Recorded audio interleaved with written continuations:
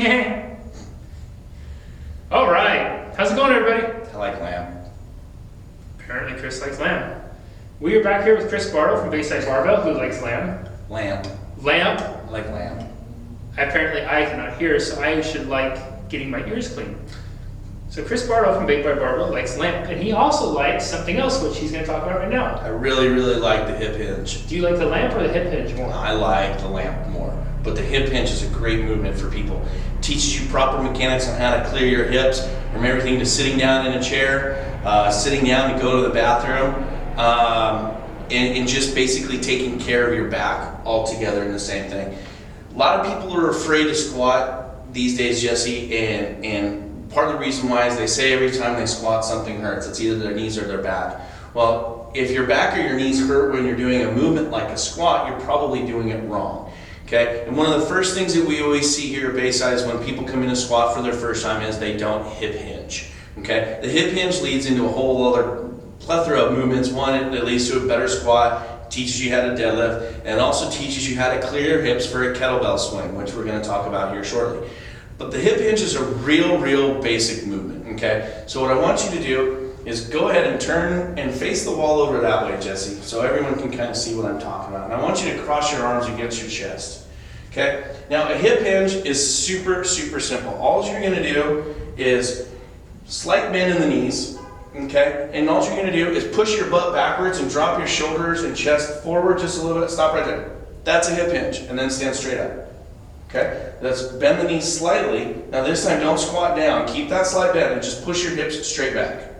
Keep pushing back, keep pushing back, keep pushing back. Right to there, and then come on. Okay, I want to see a little more hip movement here. Not so much here in the back. Okay, push your butt back. Push it back towards the wall behind you. Keep pushing.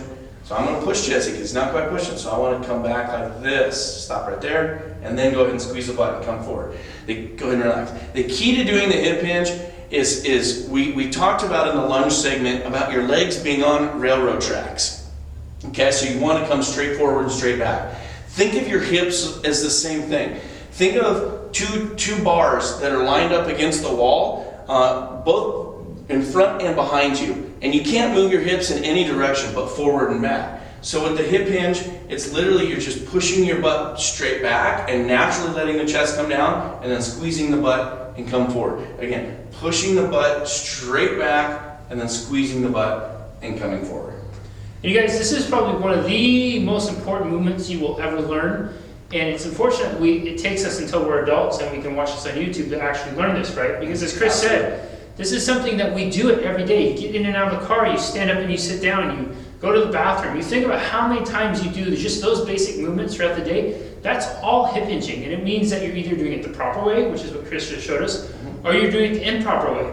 And if you're doing it the improper way, it means you're putting your back at compromise, you're putting all your joints, your knees, your neck, everything else is all in a compromised position.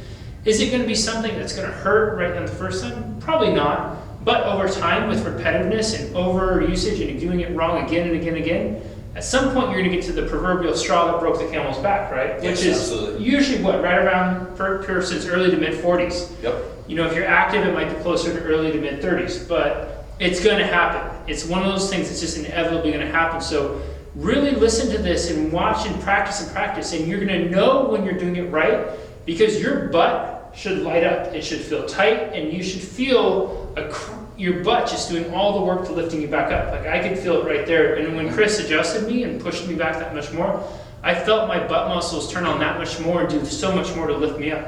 Mm-hmm. And it's all of that is true. And then on top of that, it's just about taking care of your back.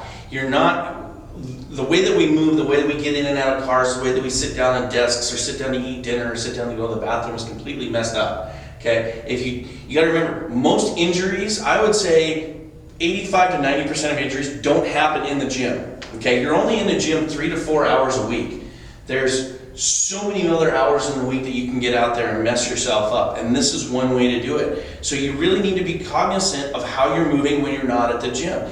That means it's as simple as bending down to get something off the floor. Say you drop your keys. What's the natural reaction? It's just to bend over like this, and then all of a sudden your back is getting messed up. Why don't you practice on bending a nice hip hinge and squatting all the way down and then picking it up? Or even doing a lunge. What are you going to do on the lunge? You're going to hip hinge and drop. Okay? The hip hinge is involved in everything that we do. So the more practice you can get with this, the better you'll become. And it's really simple movement. It's one of those things that if you're sitting at a desk all day, put a reminder on your calendar for every hour to get up out of your chair and do 20 hip hinges. It's as simple as standing up. You can still stay at your desk.